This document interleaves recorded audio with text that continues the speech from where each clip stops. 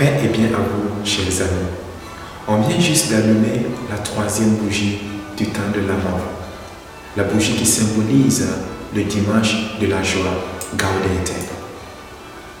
Alors, des trois lectures que nous allons voir dans ce dimanche, se dégagera un ton paralytique, exhortatif, qui se focalisera sur un thème bien précis, un thème existentiel, un thème essentiel à la vie chrétienne, le thème de la joie.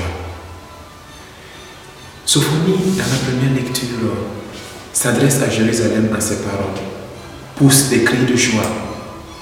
Et dans la deuxième lecture, Saint Paul invite les fidèles à se réjouir, à être dans la joie, à être toujours dans la joie. Voyez-vous même que ce thème de la joie est central à notre être chrétien. C'est pas pour rien que ce philosophe païen du nom de Nietzsche disait que si votre message évangélique a, dans son aspect joyeux, était inscrit sur votre visage, alors vous n'aurez pas à forcer, à l'imposer aux gens, parce que le message évangélique serait accueilli. Parce que le message évangélique est un message de joie.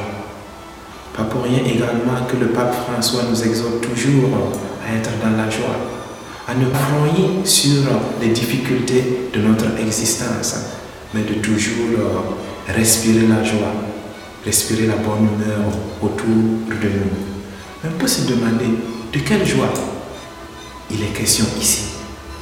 La joie du Seigneur. Une joie qui se conjugue et qui s'utilise avec le mot toujours. Pas la joie humaine, parce que la joie humaine est éphémère, mais la joie du Seigneur, la joie de Dieu. Mais vous allez me dire, comment faire si nous sommes dans une situation tragique? Comment faire pour être dans la joie? Rappelez-vous que Saint Paul écrit cette lettre quand il était en prison.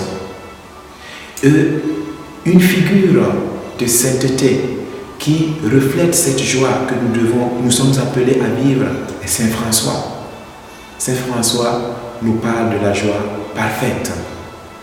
La joie parfaite est la joie de l'union intime avec le Christ.